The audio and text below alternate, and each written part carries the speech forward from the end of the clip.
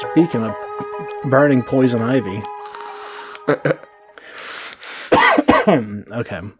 Welcome to the Trashcats Trashcast. I'm Richard. I'm Steven. And today we're stressed, depressed, and under duress. Under duress. Fuck, it's been a long day, bro. Yeah, for you, that sounds like you've had a long go of it. It's been a McDouble for sure. What about you? What's the latest? How's your day? How's your week? Day's been fine. Week's been okay. I think I might have said it on the podcast. I might not have. I got some mild depression bullshit hitting me. Time of year. Definitely getting stronger this week. But I did make a book this week, so that was cool. How are you getting stronger? What type of book? The book is all I just went through a bunch of my materials to kind of look at my inventory of shit, and I realized I have a lot of black shit, like nice black paper and like black canvas stuff. So I made something out of that. It's all like multimedia paper and stuff. It's pretty cool. Oh yeah, turned out very well. I would love to see it full of gold writing. Yeah, I'm trying to figure out exactly what I want to do with it. I'm really bad about that part of like actually filling up books that I've made. I've got a couple really cool ones that I like a lot, and I have plans for them, and then I just never follow through with it. Books are a big dedication project for sure. Yeah, It's intimidating. The whole thing, it started as like, oh, it's like sketchbooks. And then it was like, oh, this sketchbook is going to be specifically for this. And then when it's finished, it'll be, a finished project piece. The biggest one I made was like, it's like 500 something pages. And it's not like, there's no way I was going to fill it up with originally what I thought I was going to do. Mm-hmm. I was going to do like an old, the medieval text where they have like, the illuminated manuscripts. Yeah, shit like that, where it's like the first letters all like beautiful and like the handwriting is really nice, all big and gawky as fuck. Yeah, I was gonna bird letters. Yeah, that Sesame Street shit. I was gonna do one of those and then do like Cannibal Corpse lyrics or like really brutal, anarchist cookbook shit in it, and bomb recipes. In it. Yeah, just. I'm filling up with like the most evil people in history kind of thing. Like I did finish Vlad the Impaler in there. Oh yeah. I think I had something else in there, but I forget. It's been a while. Sounds like an ode to evil. Yeah, more or less. Oh yeah. What's the stronger part? Is the depression stronger or are you? Oh, the depression's stronger. It's not awful. It's my symptoms I usually get. It's less of a sadness. There's a little bit of that, but it's more of just the complete apathy. Kind of like I don't feel like doing anything. I have a lot of trouble getting up in the morning kind of thing. And then you don't even want to attach the hose to your exhaust pipe. Exactly. Yeah. It's like, man, I don't feel like then I got to go outside. Yeah. And like I don't have a good support beam in like the upper part of the house here. It'll never hold. I don't trust it. The house is kind of old, Well, and then I'm gonna have to clean up all the drywall. Well, I'm glad you're hanging in, buddy. Hang in there. I want to make that poster. It's just a hang in there poster with the picture of someone that hung themselves. How is that not it has to exist. It has to somewhere. That'd be a great tattoo. It's that cute cat. Yeah. That's where I draw the line. There's empty bottles of milk everywhere. It's real sad. You can have an unnamed person dead, and it doesn't bother me nearly as much as an injured kitten. An iconic little kitten. Yeah. Well, speaking of cats, guess how many cats I saw today? How many cats did you see today? At least 9. God damn. In 3 different situations. I was in 3 different settings. I saw a double, a triple, and a quad. Whoa. And only 2 of them were classy cats. The rest were trashy cats. Street cats, hanging out, chilling on the block, eating trash. One hopped out of a window at me. One ran into the apartment I was helping my buddy move out of. It was some pretty wild stuff. Goddamn cats, man. I know. They're the best. Hang in there, cats. Yeah, hang in there. We just got this new cat that started coming around our neighborhood. He's got to be part Maine Coon, where they're like kind of bigger, because he is a massive fucking cat. Like even his head is huge. He's got this pretty long hair. Like obviously someone's brushing him, and he looks like when we try to give him food, sometimes he just turns it away. So he's obviously well fed. And he's just been coming around and like just chilling on the porch and like sitting in the driveway and hanging out and starting shit with some of the other cats. And like we have at least 5 regular, strays that come through. Yeah. Dude, as you said that, I just realized I lied. I've actually seen 10 today because I was like 3 hours into my workday and I heard a real loud bang. And I thought some like stranger was fucking with the house. So I trotted over to the window and I look out and there's a fat ass cat sitting on the on the hood of my car, just monkeying around. I was like, what the fuck, dude? Yeah, I hit double digits today. Today was a 10 cat day. But you don't get many of those. But yeah, today blessings be upon you. Yeah. But we got some cool stuff. All right, so originally we had a plan for today, and at the last second, I called an audible. Like they call in football. I'm a big football fan, so we called an audible. I'm gonna unleash my anger at our fans next week. It'll be fun. And then today we're gonna talk about this article about a very famous artist that I have always had mixed feelings about, mostly negative.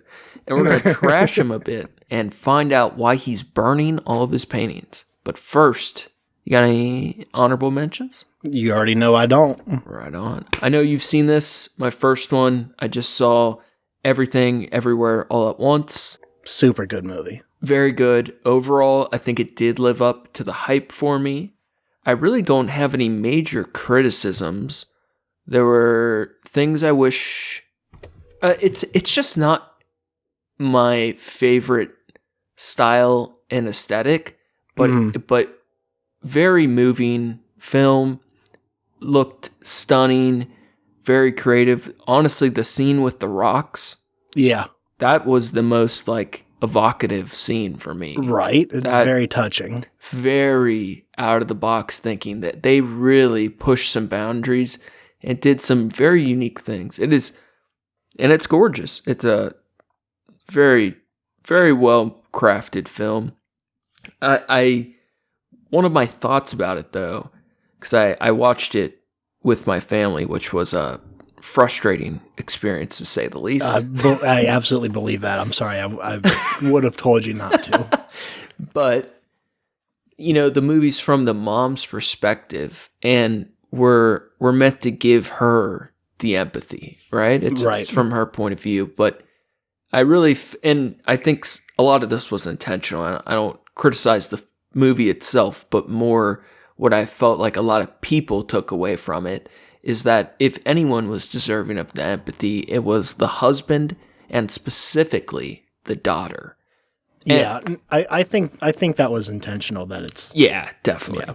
They did that really well because even though I feel like the daughter's plight is who we should be identifying with most, it being through the mother's perspective is what made it challenging and interesting and offered some difficult emotional hurdles to get through as an audience member.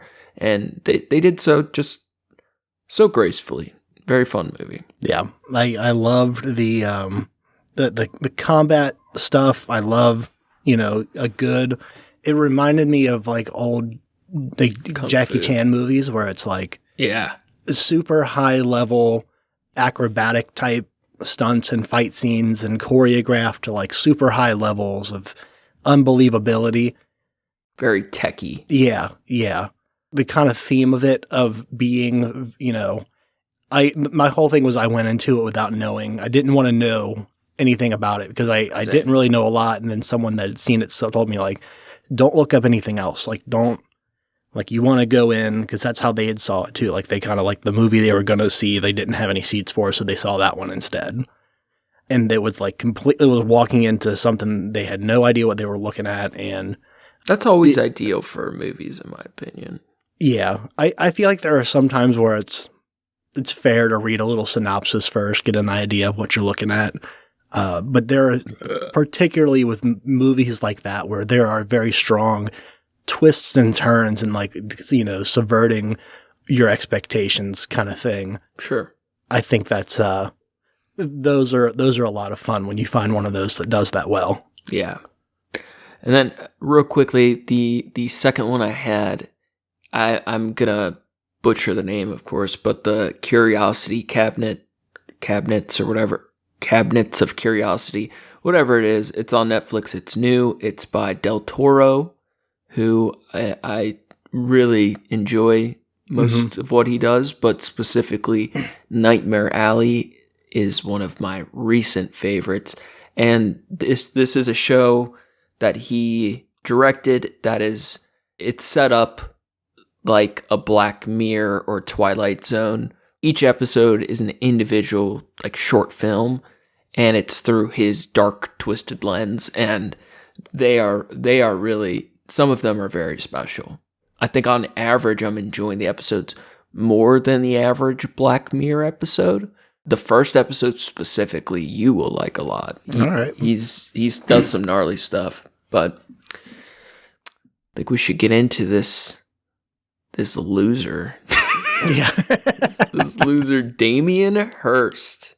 How familiar are you with his work? Because I feel like a lot of people know him, but he does kind of get overlooked a bit sometimes too. Yeah, he was an artist that I didn't recognize him by name until you started talking about his work, and I, like, looked him up, and I definitely have seen a lot of his pieces before and a lot of his concept-y stuff.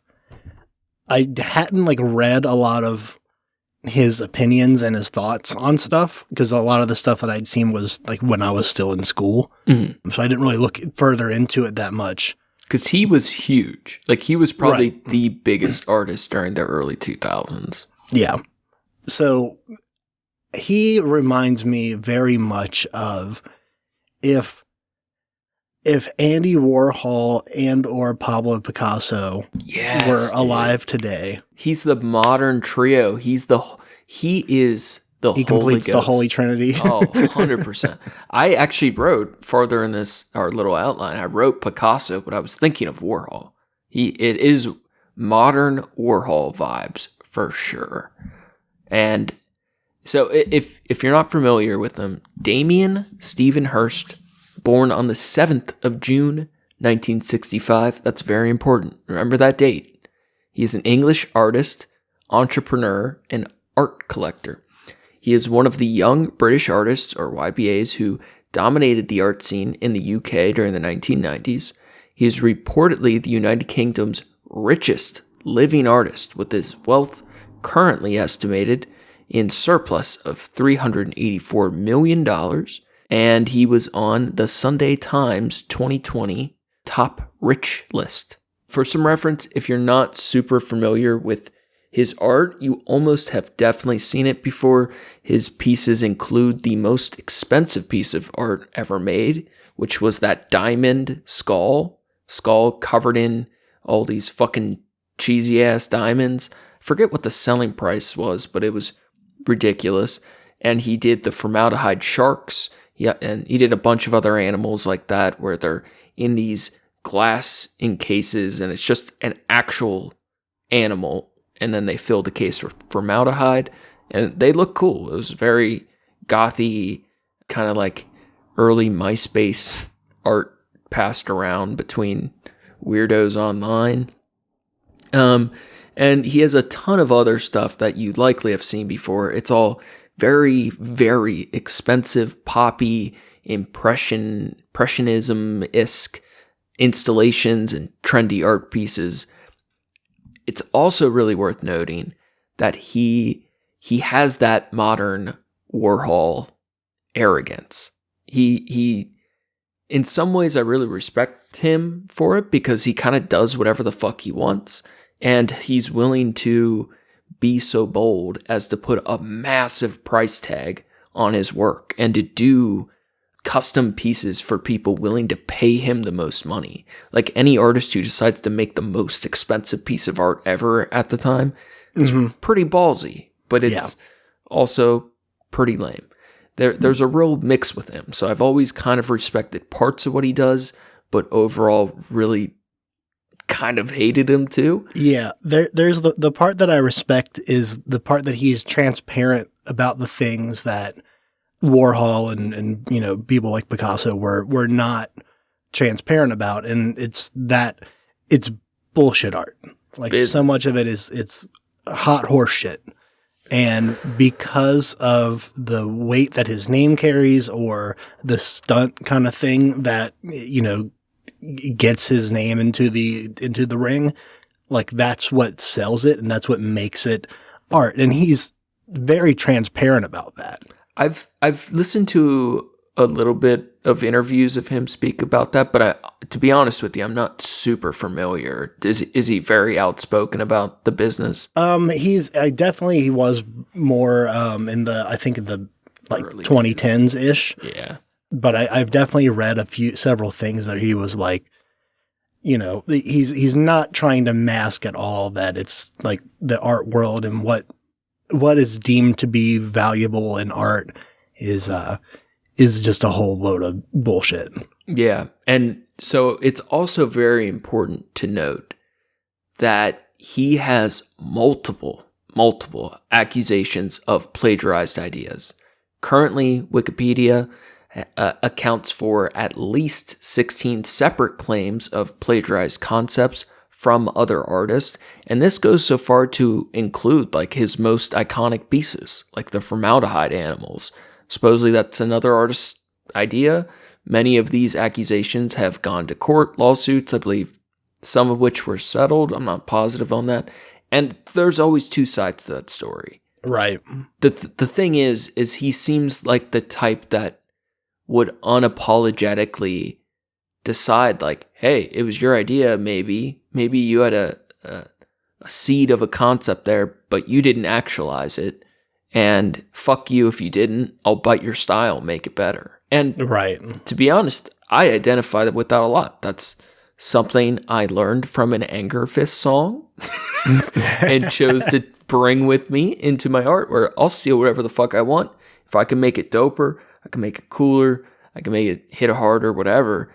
You know, you had an original essence to it, but I'll make it real type of attitude. And I do respect him about that. But I feel like if you are a super successful artist and the essence of your most major pieces were all other people's ideas, you're a clown. Yeah, man, it's a real mix. So I don't really know where the truth of that lies. I don't know if enough time, research, energy can get to the bottom of that, because that's such a contentious thing that really behind closed doors is like between one person and a bunch of other people's accusations. I don't fucking know. But I think where there's smoke, there's often fire with art plagiarism stuff. And that's a lot of accounts against such a prolific and famous and successful artist. So says something. Speaking of smoke and fire. So why the fuck is Thirsty Hirst burning so many of his paintings? So let's take a look at this CNN article. The article's titled, "That is Art. Damien Hirst has begun burning thousands of his own paintings." I do have to hand him to him. The sentence started off for the title, but it ended pretty good. Anytime I see an article titled with burning thousands of his own paintings, I'm probably going to click and read a bit. Right, yeah. It's like, well, let's see. Is this a mental breakdown or is this a stunt?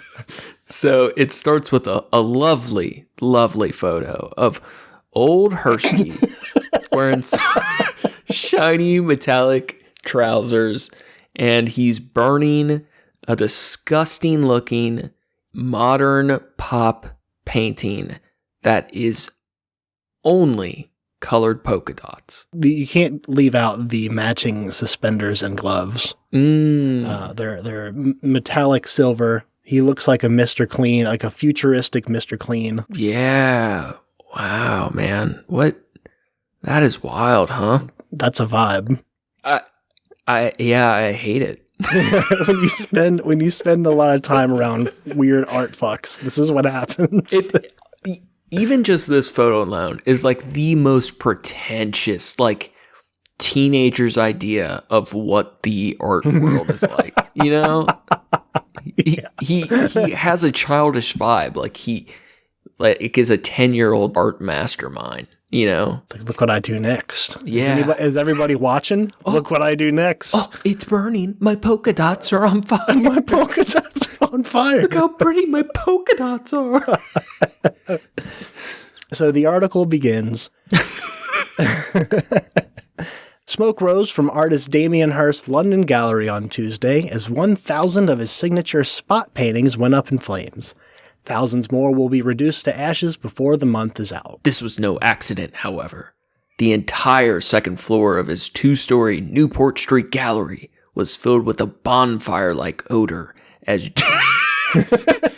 smelly journalists and camera crews crowded in to watch the 57-year-old Hirst feed paintings after paintings into 6 glass-cased incinerators as part of his latest commentary on the value of art and the forces that dictate it. He is those forces. He doesn't mention that, does he? Yeah, he literally is. Actually, he probably will mention it. Yeah, probably. The live stream event. Oh, God. Yeah, of course it's live streamed. So cringy, bro. Beamed onto screens in the gallery foyer as well as on Instagram was part of Hirst's project, The Currency, which began 6 years ago with the creation of 10,000 unique dotted paintings. Oh, my God. Rather than selling the works, the British artist stored them in a vault and instead offered collectors a chance to purchase one of the 10,000 corresponding NFTs. Oh, my God. What a disgusting paragraph. It's so bad. You know what makes each one of the 10,000 paintings so unique? Oh, tell me. It looks exactly like the other ones, but it's a little different. Just a This motherfucker just put polka dots on 10,000 tiny canvases and then sold them as NFTs, decides to burn them and live stream it. It's like snowflakes, Steven. They're beautiful. I would rather see 10,000 snowflakes. Like, you know what the difference is between 10,000 snowflakes and 10,000 of these polka dot paintings? Do tell. 10,000 snowflks weren't made by a pretentious piece of shit. Dude, we are off to a hot start. We are burning bright over here. I don't know how long this star can burn, but it's gonna keep the rage up. Oh, fuck yeah. I'm getting off on this for sure. And I think he would enjoy that too. Yeah. What's even better about this now, so he starts offering these NFTs. He gave the buyers a choice. They can trade in their non-fungible token for the physical painting that it represents, or allow the artwork to burn. Okay. Oh, like that? Owners of 4,851 of them chose to let it burn. Now that's typical art fire behavior. It's a good half. What he did is he divided his audience into the smart half and the dumb half. So let me picture this for a minute. Sure. You spend money on an NFT, and then you decide, okay, I want to turn this in and get the original copy of it. Mm-hmm. I want to know how all 10,000 of these were organized. I mean, I assume labeled on the back of spot number 1, right? Spot number 2. Yeah. How would you know? Unless you would have to spend a lot of time looking at one of these and like recognizing at least a few separate areas of it to recognize if it was different than the one that you had originally paid for. And you're not going to be able to realistically compare between all the other NFTs. So imagine if this was all like a master planned heist where it's all algorithmically generated AI images. Oh, yeah. Wow. And then he convinces his artist to basically delete it, and you get to trade your digital picture for a video of him burning the painting. Yeah. How cool would that be? It feels like the ultimate like con, you know? Like, I'm going to print it out and shred it. Now, I do think he divided his audience between smart and dumb. The smart being half the people that are like, hey, that sounds really fun, but I want to keep my art as an investment. This will be worth something someday. And the more people that burn them, the more mine will be worth. So I'll be in the smart half. The dumb half are the people that like, they both bought really shitty art from a very rich artist. And then they think for like kicks that it would be funny if it got burnt. And they just have a digital copy. Like he parted the seas like Moses on this one. Genius move, I might add. Now, doesn't it make a higher demand for that piece if the original is gone? Not in NFTs. No. Okay. In theory, but it's like I mean, it's always a gamble with NFTs and shit like that anyways. It's such a different market. As long as... Because people aren't deleting the NFTs. Like, they're not that the demand should be super high anyways. This is not high art. This is not... But he acts like it is, so it becomes high art. Like, this is like the peak of fashionable art. It's one of those things where you talk about, like, art's subjective and, like, it means something different to everyone kind of thing. Yeah. When I look at this, I feel nothing. If anything, I feel rage because of the effects of it and what other people, make of it. Yes. But the art itself doesn't evoke anything in me. No, it is infuriating to look at. But even if he just put it on a black background where it didn't feel like it was floating in this squeaky clean, sterile, white void, it would be better. But you just have these clashing, ugly colors in a white void of death. It Yeah, or a pedophile clown's bedroom. It's just so rough. But now, I'll give him credit with this. Now, the pros of this, right? He's doing something... I'm not saying it hasn't been done before, but he's doing something unique. Mm-hmm. And he's creating an experience, right? Like if you participated in this project, you get a choice along the way about the art itself. That's interesting. I do appreciate that. As much as I hate the aesthetic and the way he pursues what he does, the things that he pursues are pretty interesting sometimes. I can see that, yeah. Yeah, I don't like how he I can agree does with that. it. So at Tuesday's event, held the day before the Frieze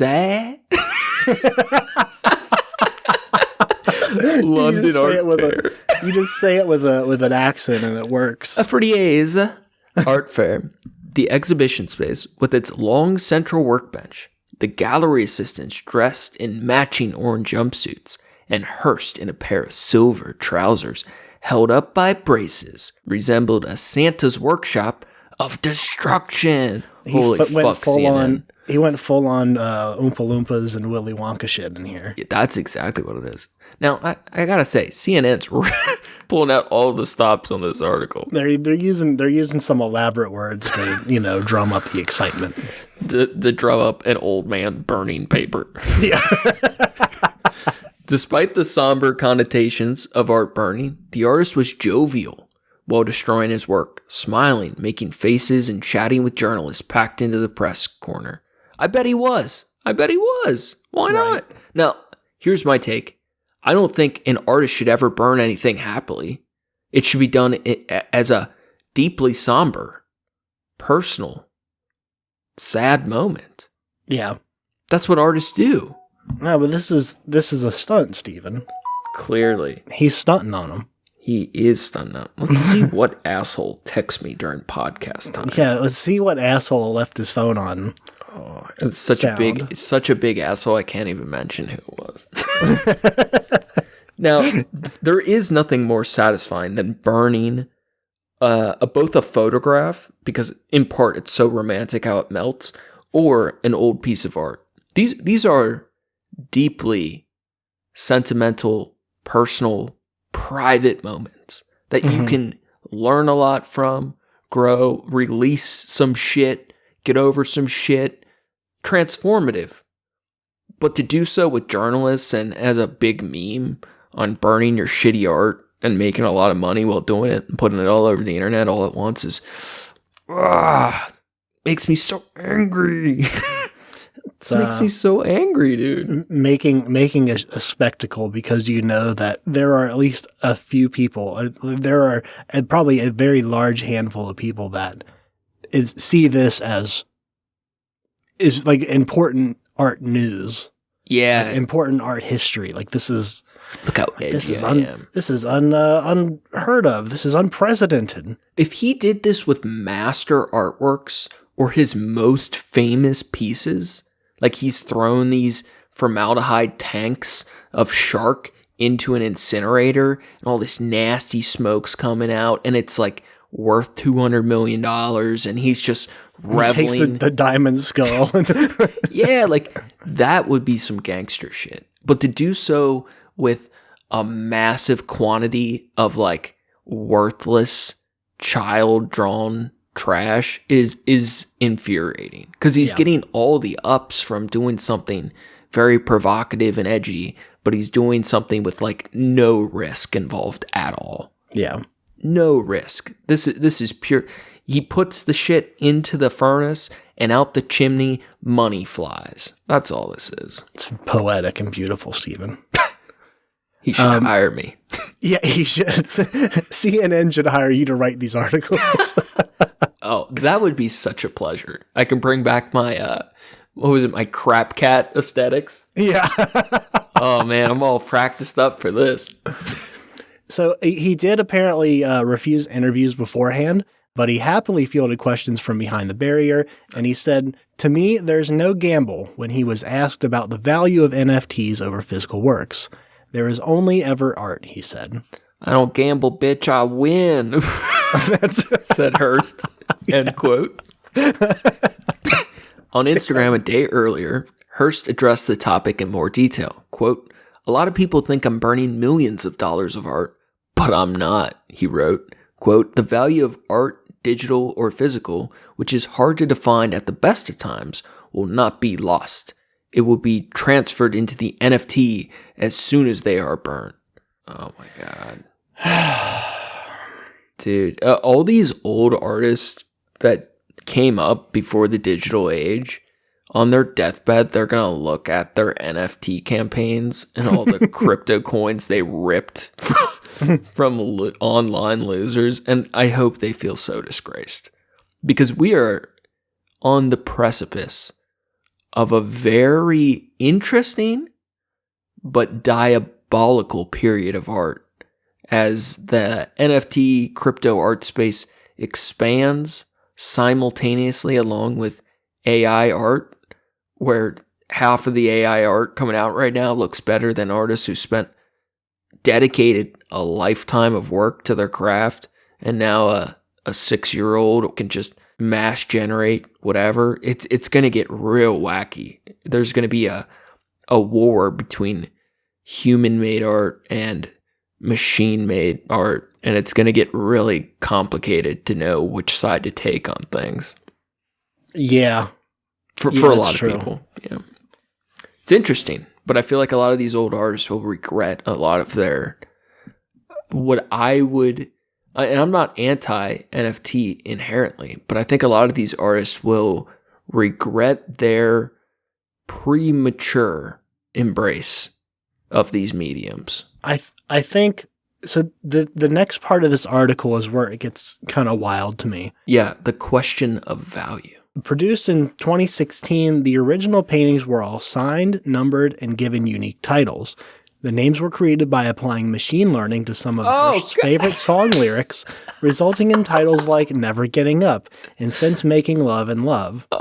I didn't pre-read. No two works are identical, and no two dots in a single painting are the same color. I call absolute bullshit on that, by the way, just by the resource pictures that CNN has provided. But I digress, and I'm going to move on. Wait, you don't think no? I would. I would say no two works are identical. I'll say that, but no two dots in a single painting are the same color. I see that. You can see them, and okay, you can say like, oh, this one's just slightly darker blue than this one, and it's like, okay, that's like this is black and this is blacker black. I see what you're referring to now. Yeah, that is. It's hot, sketchy, hot horse shit. And I do want to say, like, I don't know what tool he used to like line up a bunch of markers on a thing and do these works. Right. You know, he didn't go through one by hand doing every single one of these for 10,000 of them. I see that as possible, though. Possible, I see that as maybe unlikely, but possible, because he is kind of one of those guys. And you know, like I know a couple people that have done the 10,000 paper swans. It is a massive, massive undertaking. But if you, as a professional artist, when this is your job to make money, I feel like you could do in the style that these and simplicity of these paintings. I feel like you could do this in 6 months. I don't know if he did though. I'm willing to believe that way more than I'm willing to believe that each color in the each dot is its own unique color. I bet each one's a different hex code.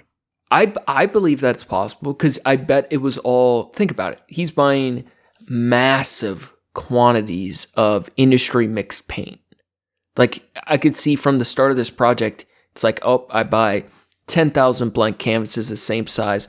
I know each dot's going to take approximately this much paint. I buy this many gallons of this color, this, and they're all very slightly different. And who the fuck knows if they actually come out that differently mixed, or you get a weird duplicate or mistitle, and then you come up with a ridiculously uncreative process to do these dots as fast as you possibly can, maybe with markers that you put your paints in. And like you said, maybe he makes like a Connect 4 kind of deal to put all the markers in, and you just stamp it, move the markers filled with the paint around, stamp it, and you just do that for a couple months, and you can make all these seemingly kind of absurd claims, and they all be technically true. I don't know if I trust him for that, but I see it as possible. You sure are defending him a lot for someone that you know, the verdict's not in yet. If I'm going to be judge, jury, and executioner of this man, this old man. Old dying man. I have to do the due diligence. I'm going to give him every bet. I'm going to steel man him and straw man him. I'm just going to... You're going to treat him like a man. So here's where you might start to pull back your judgment, your verdicts. So each artwork was then linked to an NFT, a blockchain-backed digital token that can be bought and sold. Last summer, successful applicants were allocated a random token for $2,000 each. Now, Steven, let's do a little bit of math. $2,000 times how many paintings were there? Approximately exactly 10,000. That's $20 million. So gross. Dude, imagine this. I pull up a piece of art on my phone and I say, look, I made this. Doesn't matter if it's a painting, digital art. You show someone a piece of art, you made this. And maybe purists still think digital art is gross. But you show someone what you made on your phone. And they say, hey, how do I get that? I love what you did so much. I want a copy of that in my home, in my dwelling, in my personal space. And you say back to them, here's a link to a digital blockchain store where you can buy, for real money you worked for, a digital picture. You can buy this JPEG. To have to give someone a link to these sketchy ass NFT stores to acquire your art would be humiliating to me. That's the end all here. So he gets $20 million, and he gets to keep the pieces. The pieces are all in his house, in his vault, whatever. He still has all the pieces. He's sitting on a gold toilet in his bathroom, looking at wiping his ass with these paintings. He's looking at his bank account on his phone with 20 mil and a stack to the ceiling of shitty paintings, just laughing at all the dumb people that gave them their money. He kept the art and the money, you guys. So he heisted you. He heisted you. And the best part is he decided, okay, I've been sitting around. He keeps stumbling over the stack or they're just taking up space, and he wants to use that room to, turn into, I'm going to put a couch out there or something, but I got all these paintings in the way. I know what I'll do, so I'll burn them. But I'm going to market it. I'm going to market the burning of it. Yeah, I'm going to turn those super chats on for sure. He tells them all, okay, so here's the deal. You bought these and you paid for them. Now I'm going to burn them. Unless you want them, you come get them. But other than that, I'm going to burn them. How would you guys like to double the value of my work? Save me a bunch of space in my apartment and make me a lot of money all at once. This dude's killing it. Not gonna lie. He's definitely making it work. Oh, so with the full knowledge of Hirst's looming ultimatum, owners then traded their NFTs on the secondary market. One of the NFTs changed hands for over $176,000. Jeez. It's fucking absolutely bonkers. Now, that's so interesting, though, that one of them could get up to that price because none of the other ones are. Right. Yeah. The average sale price was around $20,000, a little bit more. So basically, one just kept getting higher bids, and then NFT collectors just kept outbidding. That is the definition of pop art. The hype, right? There's no reason that particular piece. Dog, there's 10,000 more of these. Right. Why are we overpaying by $150,000 for no reason? That's you're looking for you're looking for something online. You want to buy, a pasta maker, and you go online and you look for it and you're like, oh, cool, I can get this one for $20. And you're like, well, I'll give you 30 for it. More accurately, it would be going to the third-party second-hand Japanese website and offering to pay $400 for the same product. Yeah. Crazy, dude. It's absurd. Yeah. It's real fucked up. I don't... The whole Bitcoin shit, all of it, it just seems so fucked to me. There's some really good aspects, though. Smart contracts for artists, exclusivity, proof of purchase. I mean, if you're selling a real painting with an NFT, there are so many options and creative ways to use it for a serious good for artists, to get reoccurring revenue every time your art is resold, to give money to charities. The smart contract specifically for artists is game changing. It's just the world that this exists in is just so grimy and dirty. I feel like this is the test run for a better way for artists to do this, but it's just not there yet. I can definitely see that it's the beginning of leading to something fantastic. But what it translates to me, and this might just be the poor in me, sure, that reads this as this is just a way for rich people to trade money with each other. They're trading Pokemon cards. Yeah.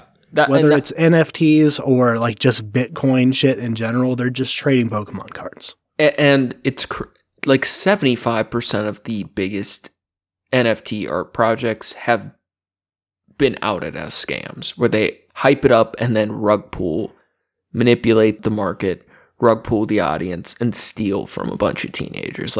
That is the majority of the space right now, which is very unfortunate. But there is so much potential, and I don't feel like it should be overlooked, but I do feel it should be highly criticized right now. It brings out the worst in artists because it's about making it a business. It's very true to pop art, the exclusivity, the hype, and it's really gross. It's everything I believe art shouldn't be, or that I don't want it to be, at least.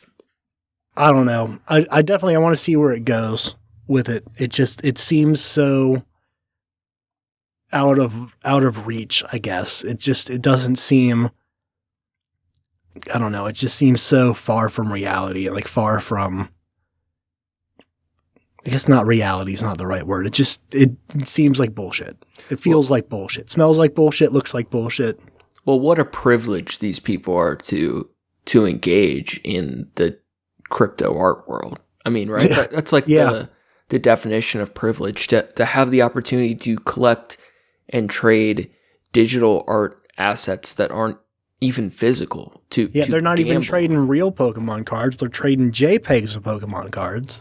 It's such a privilege. And I don't mean that necessarily disparagingly, but it is very digital privileged behavior. Yeah. So Homeboy starts burning all these pieces, but he starts burning them, and the first 1,000 of them were just ones that he made for himself. It's not, these were the ones to like bring up the hype. These are the ones for the press, come in, take a look, see what I'm doing, get the news out, and then maybe the price of some of these pieces will go up in the next couple days. What a dirty boy. Yeah, whatever. What a dirty, dirty man boy. He was like, what am I going to do with all of these? Actually, the next line is, after his deadline passed in July, Hirst wrote on Twitter that deciding what to do with his portion of the works had left his, quote, head in a spin. What am I going to do with these? I can't make Eggs Benedict because there are all these paintings on the counter. He also grappled with the question underpinning the project. Will the physical or digital versions be worth more? Quote, I have no idea what the future holds, whether the NFTs or physicals are going to be more valuable or less. But that is art, the fun part of the journey, and maybe the point of the whole project. Dude, you know what I would rather see than all these fucking polka dots? What's that? I want to take Damien Hirst and put him on a wall of all these blank canvases. And his bell and sell the bladders, because these quotes are abominations. They're so bad. That's They're what so art cringy. is. I just threatened to. That's art. Damien Hirst, but it was for art. It was for art. It wasn't real. This is comedy. Yeah. But I wish he would do that to himself. Yeah. But that's art. That's the fun part of the journey. He said in his silver fucking suspenders and matching gloves. These quotes about the journey of art, but that's art. What's going to sell more, my physical or digital art? Right. That's the whole journey. Are abominations. This is a cancer. What's This is cancer. He is selling colorful cancer. He's this death dealer. I'm trying to think of how that would market and how you could do it. And I had a good idea, and I don't know if I should share it on here because someone might do it, and then I might feel accountable. Please do. It's okay. So if I accept holding you accountable for someone else. It's okay. Go for it. If you can do something like this where you can sell all these pieces that are nothing, right? It's a nothingness. Mm-hmm. If you sell the canvas as like, the canvas is the piece, I'm selling it to you beforehand. The painting isn't done yet. The art isn't done yet. Art on layaway. It's like, I'm going to make the art and you're going to get a thing at random. The art community will go bonkers fighting over these canvases. And then he comes out and stands in a room of them and off.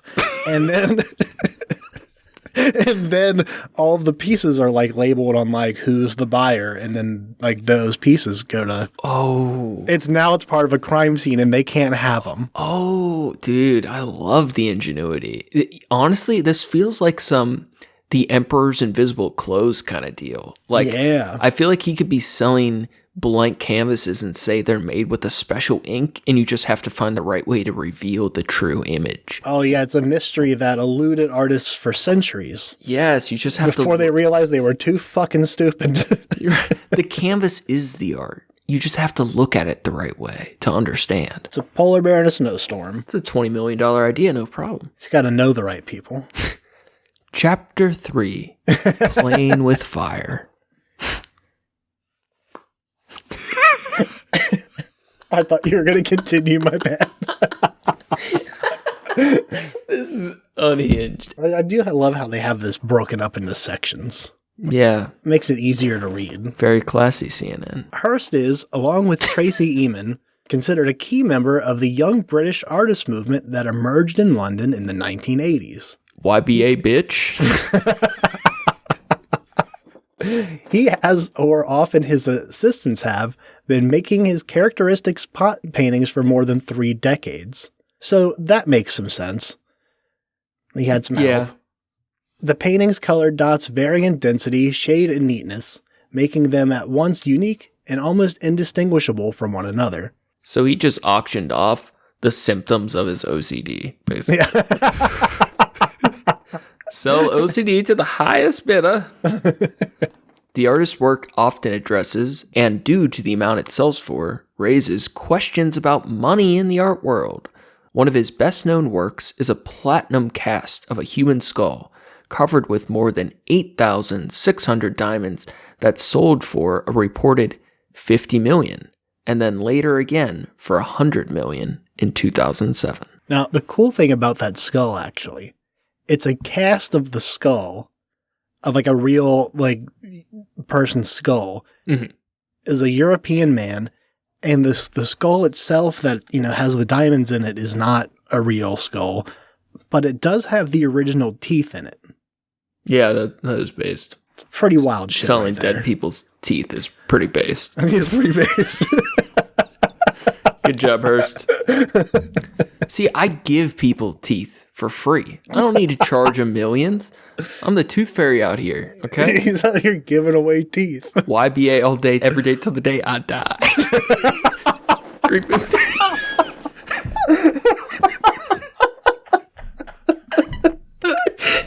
through your house with a mini Mac 10 AR. Oh, I need Damien Hirst on a lynch tracking right now. We got Brother Lynch Hunk featuring Damien Hirst. Oh, fucking Jesus. Dude, this is such a niche so humor. Perfect. This like appeals to like 2 other people in the world. One of my favorite moments was finding out that David's brother liked Brother Lynch Hung. Hell yeah. He put on Rest and Piss. Out of like nowhere, we were just hanging out, and it was like we were adults, you know, we're like 24 or 25 at this point, and his brother put it on, and I was like, "Who the fuck put on Brother Lynch?" And he was like, "Oh shit, you know Brother Lynch?" I'm like, "Oh hell yeah!" It's one of those artists when someone else puts it on, you're like, I now respect you. Yeah, like wow, I didn't know that you were kind of cool. Yeah, this whole time. Very cool behavior. Yeah. All right, where were we here? Good question. He is not, however, the only person in the NFT space to have played with fire. Fucking CNN. Just dropping bombshells. Oh my god. Dude, imagine one fucking idiot wrote that sentence. Quote, they got excited when they wrote that one. He is not, however, the only person in the NFT space to have played with fire. Imagine writing that and not hating yourself forever for it. Oh, no, he probably got a promotion. Oh my god. What's happened to CNN? In March 2021, a blockchain firm called Injective Protocol purchased a work by anonymous street artist Banksy for $95,000 before burning it on camera and selling an NFT of the video for 4 times as much. Classy behavior. Yeah. Imagine calling your art collective group, whatever, Injective Protocol. Like you're a new metal band from 2010. Jesus, dude. This is so rough. There's just like all the worst parts of art in one story. Last month, meanwhile, Miami art collector and crypto businessman Martin Mobarak released a video in which he claimed to burn a 1944 Frida Kahlo work to launch his own corresponding Kahlo-themed NFTs. Dude, all you had to do was stop after you burned a Frida Kahlo. You don't have to go make it into an NFT to make money. Just burn the painting. That would have been cool. Like, I'm not anti-painting burning, but it seems so lame to then make a video of it and sell it for more money. Are you guys seeing this? Are you guys people watching me now? How many likes, comment, and subscribe? Dude, you know the smart people that do shit like this just burn a photocopy of the painting. So 10 years from now, they can say, oh, I have the original. I have the original sketches, the original painting. That was just the secondary version, and then can re-auction off the same work they sold for its exclusivity. Now, here, this is actually interesting. The National Institute of Fine Arts and Literature in Mexico has since opened an investigation into the incident, as destroying Kahlo's work is a criminal offense in the country. That just sounds like Mexico on its bullshit. Someone's trying to get paid because they know he's getting paid. Yeah. Like, Mexico's like, give daddy a taste. Let's see what we can find you for burning that piece of shit. Hirst has said that burning his art was intended not only to interrogate the value of NFTs, but to explore the idea that market value, like money itself, is underpinned by confidence. Okay, this is like 7th grade shit. In a video introducing the project last year, he described it as an experiment in belief. It's fucking ludicrous. Like, imagine as a 50-year-old man to be like, money's not even real. It's just our confidence that the money's worth something. Dude, that's like exactly what he just did. Yeah. Meanwhile, he's raking in millions of dollars. Yeah, like, fuck you guys. That's real easy to say when you're raking in millions of dollars, too. Is money even real? He says, counting the stack of cash. Counting his stack of cash in his silver pants. Dude, any artist, like, whether you have to do an artist CV or a little museum or gallery plaque or like description or whatever, any artist that uses language like experiment in belief, the underpinning, like abstract language like that is phony as fuck. And that's why normies don't like art. Is because losers who make it try to make their shit sound so fucking meaningful, and it's absolute shit. Yeah. Yeah. Like going to a modern art gallery or exhibit and to see what the people write about their work and their programs, like they're fucking little messiahs who came up with an original thought that no one else could think, and it's so deep and personal and traumatic. It's just so fucking gross and lame. I would love to walk into a gallery full of, an artist's paintings, and each of the descriptions like, I thought this one would sell really well, or I saw this, I saw a painting kind of like this, and it sold for a lot of money. So I thought I'd try my hand at it. That shit's honest though. Like that's raw. I would love that. I think that would be great.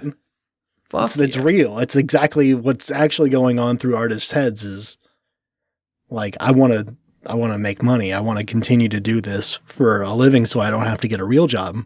Now, I feel, to be fair, 9 out of 10 artists, unlike 9 out of 10 doctors, 9 out of 10 artists really don't give a fuck about the money. Like, really just, I think, love doing what they do, and it's a very honest pursuit. I do believe that.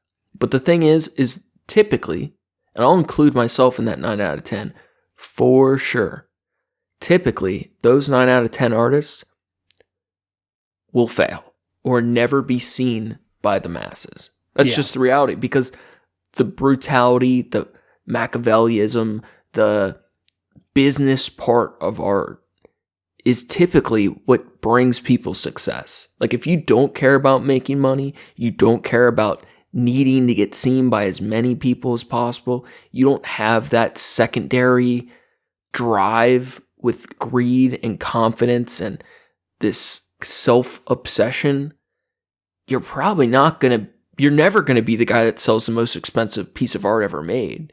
Like to be in these museums, galleries, art websites to be on CNN's art style page. Like, you have to be ruthless to do that as a modern artist. Yeah. Like, you have to be willing to write whatever garbage, insane shit about your art to get the eyes that you have to. Like, it is pretty cutthroat, I feel like, at the high levels. It's competitive, right? These pop artists, these modern artists, like, it's all about getting the next big sell and to like cement your worth or proof that you should be deserved to be where you are. Yeah. Am I missing clout, something? Man. That's what I mean. Money and clout and attention. Yeah. Yep. So this article ends with one more quote from our boy Damien Hirst here. "The whole thing is the artwork," he explained at the time. "It's almost like the behavior of the human beings that are all involved in it. It just will have a life of its own." So elegant. So brilliant by the Hirsty hippo himself. So brave. Dude. Bold. Infuriating to read. How could you even quote this nonsense? The whole thing is the artwork. Really? It will have a life of its own. Yeah, Stephen. He's burning them to pieces so that they will go on to live in infinity in the cyberspace. You could take that quote by him about this project and apply it to any piece of art. Anything. Ever. Yeah. Anything. Yeah. Jesus. Just so vague and arrogant. I created an experience. I am a god. I am God. I am the art god. I put sharks in tanks. I put skulls and diamonds with skulls, and I sell teeth to the wealthy. A Peruvian man died for this. I killed 7 lambs this week. Pay me, or I'll kill it again. I'll do it again. God, and then I'll sell the video as an NFT. Oh man, dude, it's a rough place we're in. I don't know. I do have to assume there's a lot of people like us in the sense that we're very passionate about art. Like, I feel like compared to even a lot of art, like successful artists or people that like really claim to love art, I can almost guarantee I look at more art, I watch more shit, I'm more engrossed in it than like 95% of people. Yeah, I would agree. Because I thoroughly love it. Like, it's who I am. A huge part of who I am. But there has to be a ton of other people who may not have like a voice in this space or whatever, but look at artists that do this type of shit, or the collectors. It's not even art fans or art lovers, the collectors, the people that are in it for the money. There has to be so many other people that feel the same way we do, that the business part of it, the hype of it all is just so off-putting. It's like Supreme, like the brand, right? Yeah, like to sell a brick for $7,000 or whatever. You know, like shit like that, where I don't know how you could be a true like lover of the arts, a fan of culture, and then spend that kind of money on nothing. Yeah, it's the market of it, it's all fucked. It's all really weird. I think you nailed it. It's about the hype. It's about how I want people to see me flash my cash. I want people to know that I can afford to spend this money, spend enough on it that someone could spend on a house, not a painting, a fucking picture of a painting. Bro, these artists are just like pimping themselves. Yeah. Pimp walking themselves on the blade. Some wild shit, man. I was looking in, so like with the art shit, I guess I always, just think of like, it's all money. It's all fucking rich people bullshit doing dumb rich people shit. Have you heard of the fucking Balenciaga controversy bullshit that's going on right now? I have about 6 hours of debates in. Okay, cool. I didn't know about it until I saw a video of someone burning a bunch of Balenciaga stuff. I know if we speed run through this conversation, I know we will come to the exact same conclusions. What I don't understand is how so many people get engrossed in these type of news stories. It's like such a nothing burger. Like two groups of really dumb people arguing over like nothing.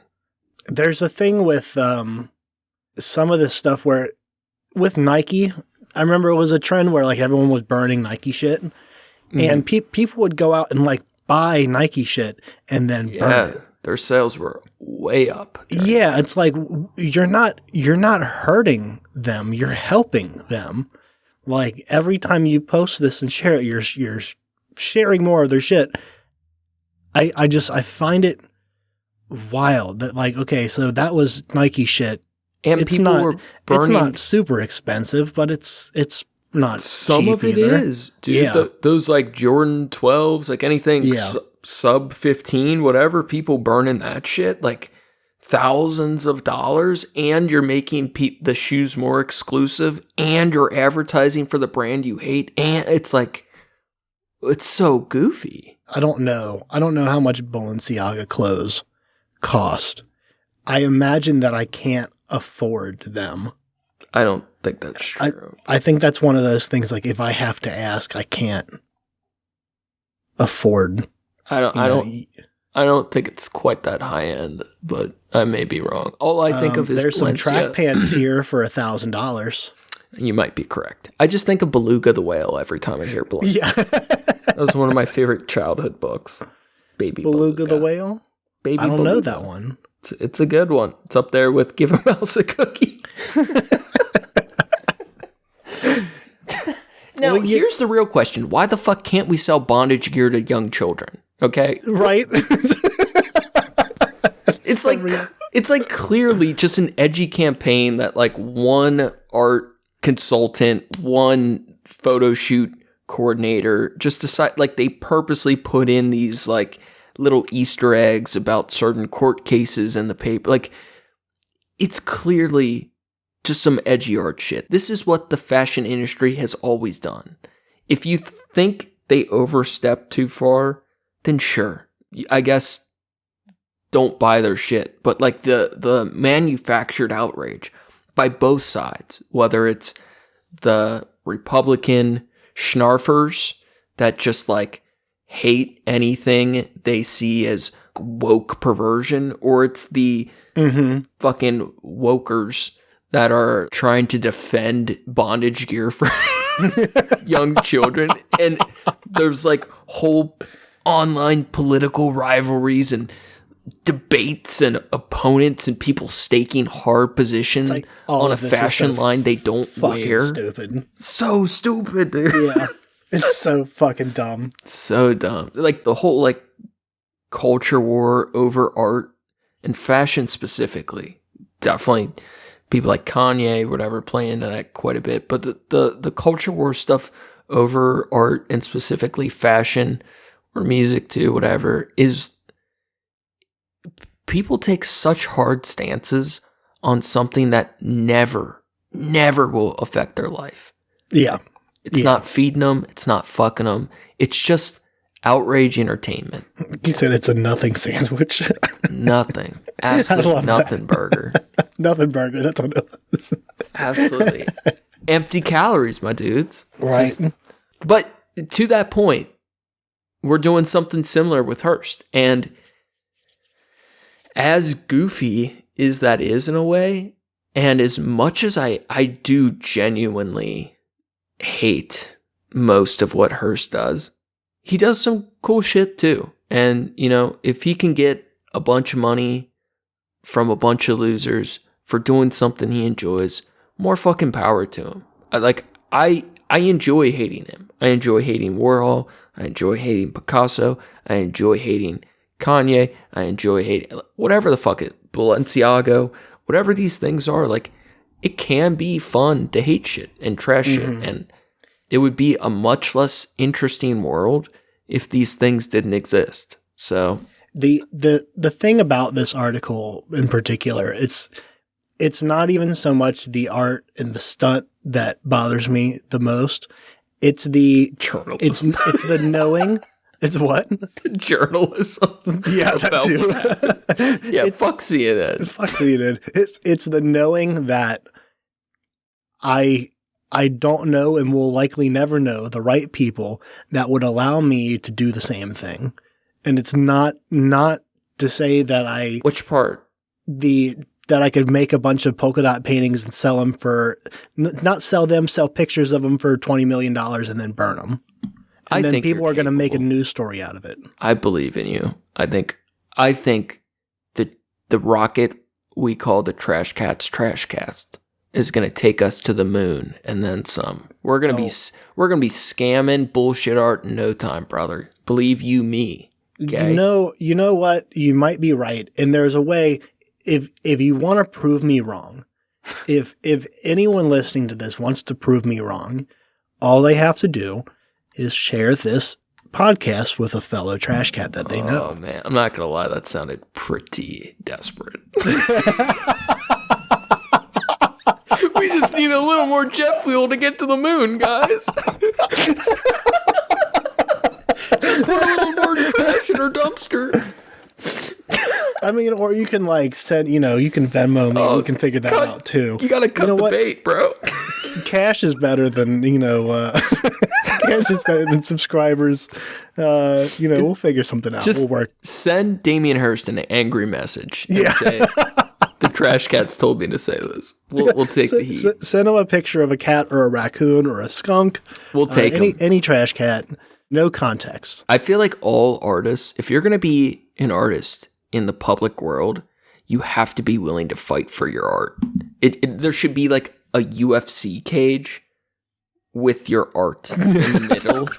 And if you cannot defend your art, your art is behind you. There is at least one person attacking you. Yes. And they're trying to attack your artwork and you have to stop them. Yes. Just a whoever fights for their art the best gets to keep it. I mean, you got to believe in what you do. Or what are you really doing? We would live stream and pay-per-view that for sure. Yeah, art's fun. Instead of live commentary on it. No more bum fights. We got artists. Yeah. Oh, whatever happened to bum fights? Dude, can you imagine watching bum fights in 2023? No. Like you open someone's DVD player to like... They got bootleg DVD of bum fights. From 20 years ago? Like, how the fuck did you get this on DVD, bro? Like, what the fuck is wrong with you? I saved all the videos and I downloaded them and I put them on a DVD. God, dude, we grew up in a sadistic little era. Oh my god. Oh, they taught us so many bad things. I forgot about bum fights entirely until you brought that up. Remember the guy that started it went on Dr. Phil and dressed up like Dr. Phil? Dude, that dude has a wild story. I actually have done a deep dive. Because we grew up during the bum fights and Girls Gone Wild era. Oh, back when Girls Gone Wild commercials. Back on Spike TV. Holy shit. When poor people first got cable. Yeah.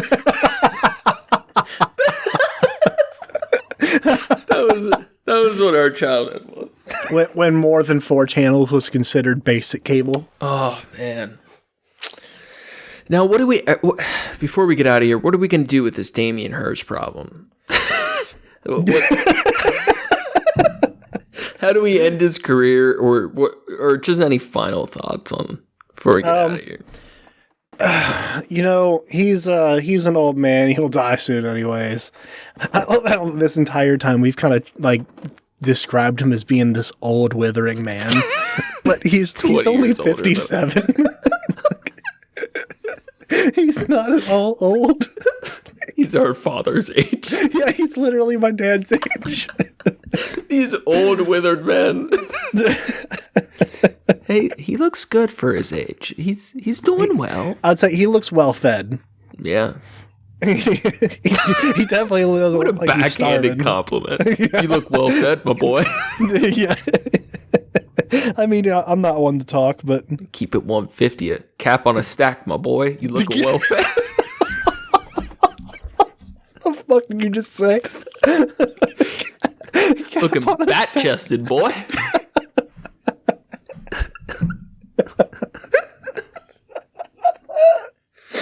Oh, I want to know how many inaudible bursts of laughter, unlistenable bursts of laughter we've gone into this episode. At the dumbest fucking jokes. Just clowning on a pop artist from 2010. Oh, man. Doing the exact thing, if you think about it, doing the thing that we are describing as being shitty, of giving him more attention into something that isn't particularly noteworthy of it. You know what?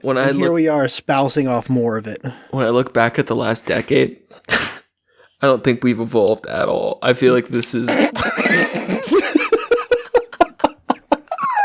I was just as capable of doing this podcast a decade ago as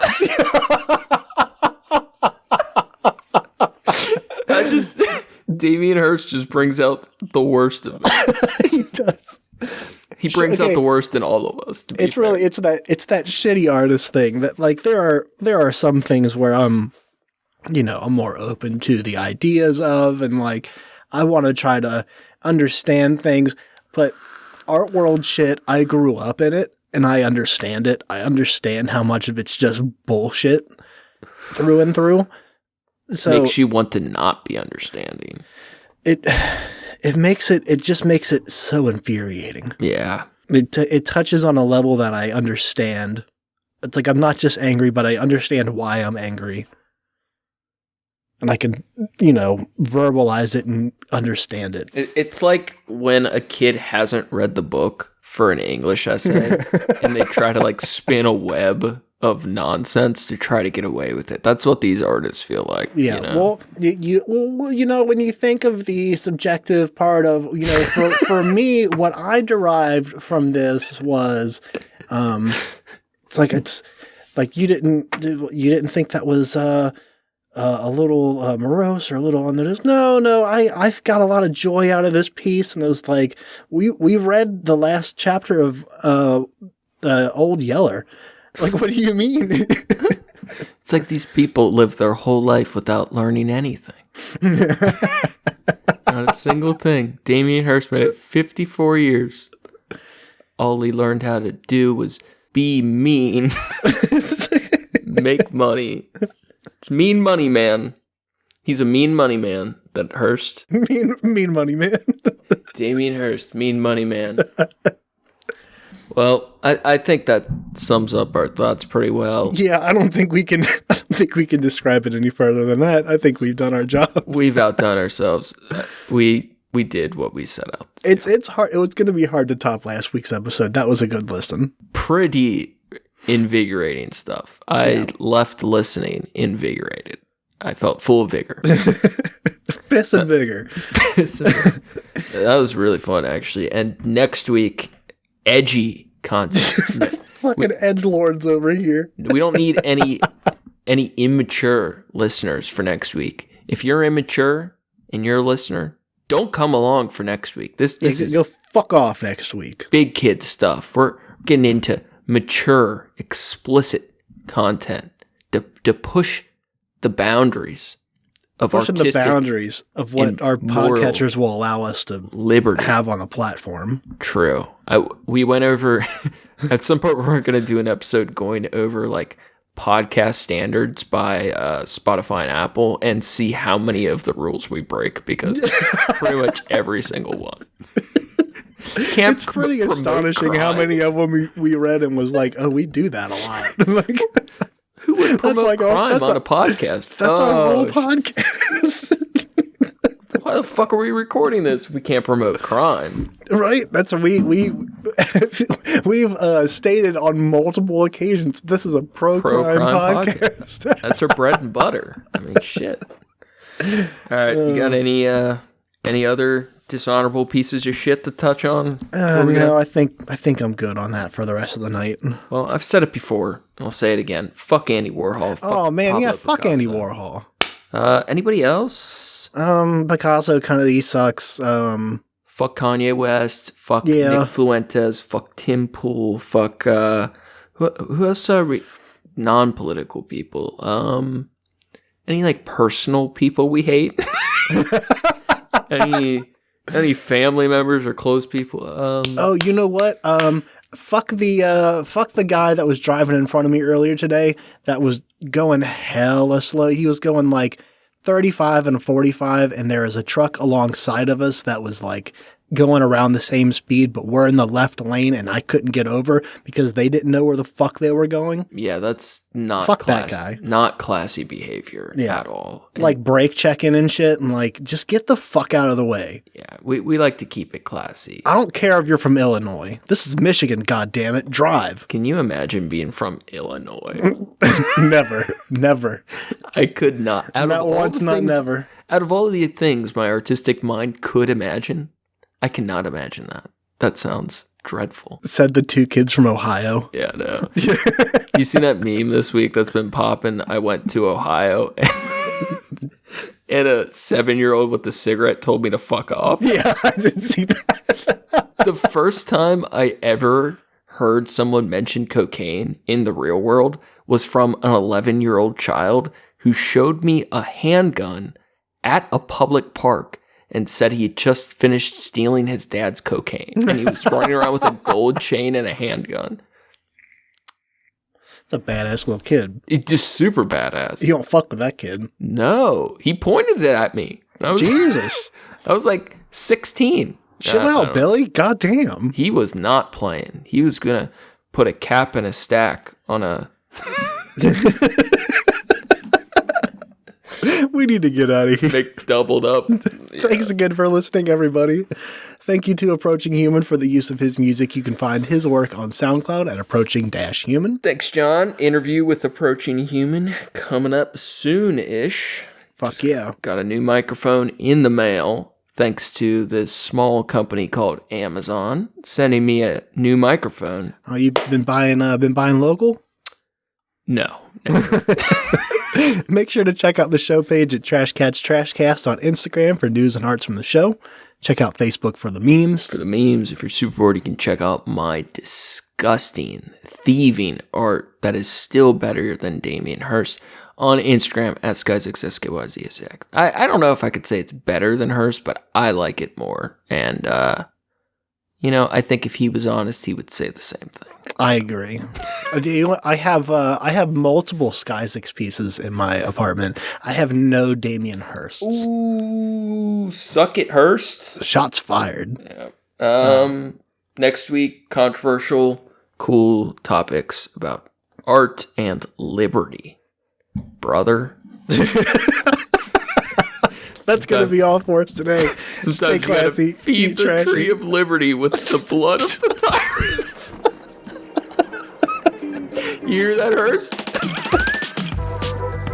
So you're fucking lying. Let's get out of here. Capacity trash. God. Somebody failed.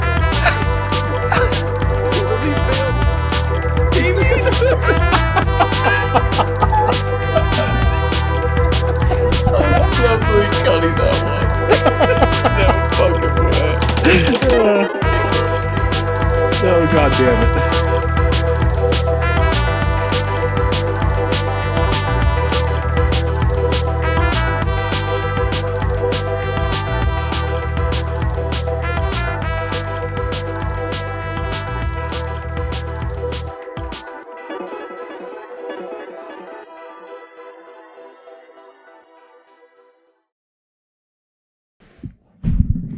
I think this turned out pretty good.